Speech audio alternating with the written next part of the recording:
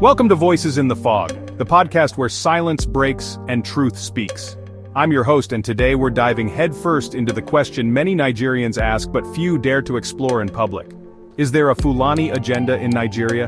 It's not about paranoia, not about propaganda, just facts and patterns that even the blind can now trace with a walking stick. Let's call a spade a spade. For over a decade, Nigeria has been hemorrhaging, from Benue to Zamfara, Plateau to Enugu, and now even down into Ondo, Delta, and Ogun. Villages razed, priests slaughtered, children kidnapped, and somehow at the center of the storm you often find one familiar name: Fulani herdsmen.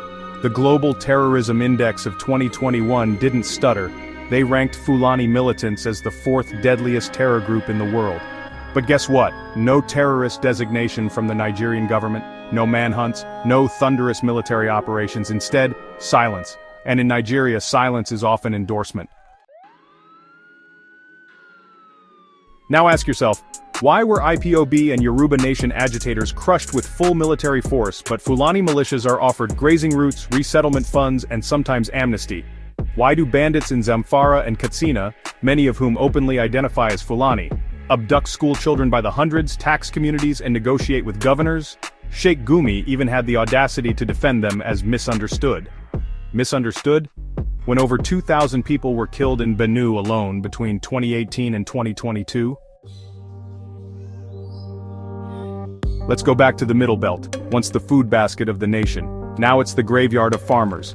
Benue, southern Kaduna, Taraba, Nasarawa, killings, displacements, silence, churches torched, priests beheaded, families buried in mass graves, and what does Abuja do? Condemnation tweets. Then back to business.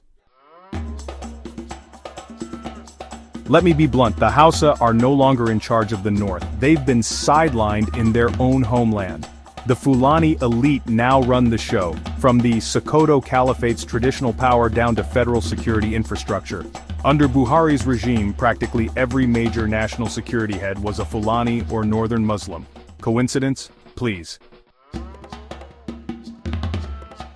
Let's not forget Ruga, the so-called Rural Grazing Area Scheme, a policy that tried to take ancestral lands from states and hand them to Fulani herders. When it failed, they rebranded it as the National Livestock Transformation Plan. The name changed, the intent didn't. Meanwhile, Fulani settlements are popping up in forests, farms, and highways across the south. And if locals resist, they're branded ethnic bigots. Or worse, they end up dead. Let me say this clearly. Not every Fulani is the enemy. Many are peaceful, many are poor, many are victims of the same insecurity, but there's a dangerous minority, armed, protected, and politically connected, who seem to be executing a creeping expansion. Whether it's religious, territorial, or ethnic, call it what you want, but it's real. Is this a Fulani agenda? Well, when you see systematic land seizures, political domination, and strategic silence during massacres, what else do you call it? A coincidence? Or a cold, calculated conquest, one village at a time? Nigeria is bleeding, but if we keep pretending that this is all spontaneous, disorganized violence, then we're not victims, we're collaborators.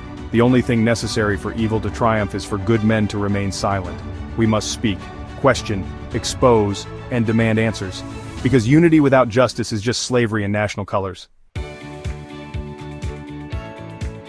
This was Voices in the Fog. I'm your name.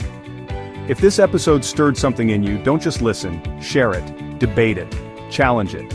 Because the truth doesn't need protection, it needs a microphone. See you next time. Stay sharp.